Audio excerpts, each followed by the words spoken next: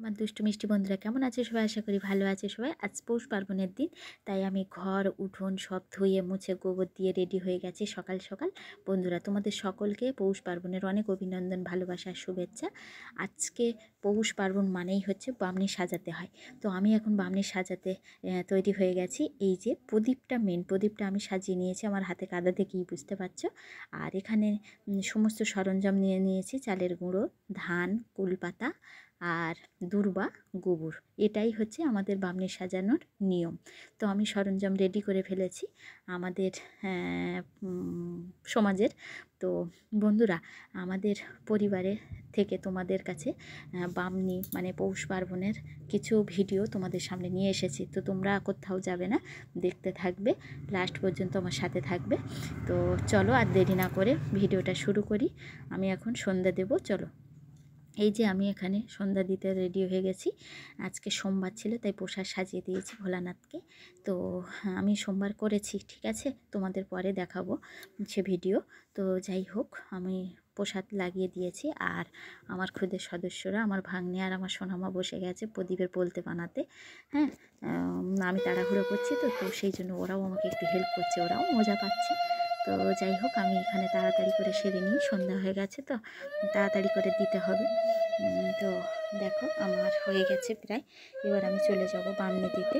তো এই যে আমার হয়ে গেছে। আমি প্রথমে তুলসী তলার থেকে আগে ধূপ আর ধুনোটা দেখিয়ে আনবো।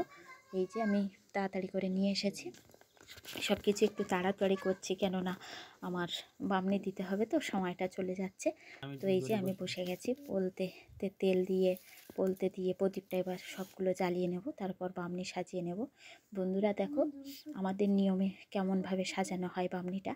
প্রথমে কুলপাতা উল্টে দিতে হয়, তার উপরে গোবর দিতে হবে, একটু করে ধান দিতে হবে, দূর্বা দিতে হবে, তার উপরে একটু চালের গুঁড়ো দিতে হবে। তো তোমাদের অনেকের একটু অন্যরকম লাগছে, তাই না? তো তোমাদের কেমন নিয়ম সেটা অবশ্যই কমেন্টে জানাবে, তাহলে আমরাও জানতে পারবো। হ্যাঁ, আমাদের নিয়ম তোমাদের নিয়ম কেমন হয়। তো আর আমাদের নিয়ম কেমন লাগছে তোমরা অবশ্যই কমেন্টে বলবে, ঠিক আছে?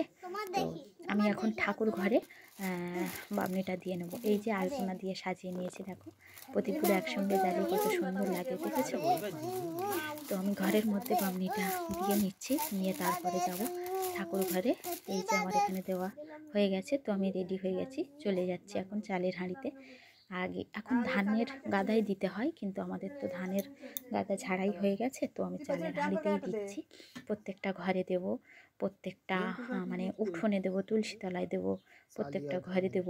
হ্যাঁ, এইভাবেই আমাদের নিয়ম দিতে হয়।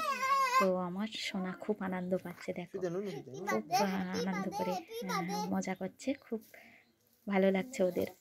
নতুন কিছু হলে তো মজা হয়, বলো? তো দেখো আমি প্রদীপগুলো দিয়ে নিই। হ্যাঁ, তো বন্ধুরা তোমরা কেমন দেখছো, কেমন লাগছে আমাদের ভিডিও অবশ্যই কমেন্টে বলবে কিন্তু, ঠিক আছে? আর কেউ ভিডিওটা না টেনে আমাদের সাথে থাকো, দেখতে থাকো। আমরা আমাদের বামনি, আমাদের পৌষ পার্বণ কেমন হয়, তোমাদের সঙ্গে তো সব সময়ের অভাবে ভিডিও নিয়ে আসতে পারি না। তো আজকে যখন এসেছি তোমরা দেখতে থাকো। এই যে তুলসী তলাটায় দিয়ে নিচ্ছি, তারপর উঠোনে দেব। তো আজকের দিনে সবাই সব রকমভাবে আলপনা দেয়, সাজায়। তো আমরা আমাদের মতো করেই এটুকুই করছি, যেটুকু পাচ্ছি। তো এটাই নিয়ম। আজকের দিনে মা লক্ষ্মীকে যে যেমনভাবে পারে আরাধনা করে, চালের গুঁড়ি আলপনা দিয়ে। এই যে আমি স্বস্তিক চিহ্ন এঁকে নিয়েছি, ঠিক আছে? তো পুকুর ঘাটে দিচ্ছি। তো আমার তো হয়ে গেল বামনি দেওয়া।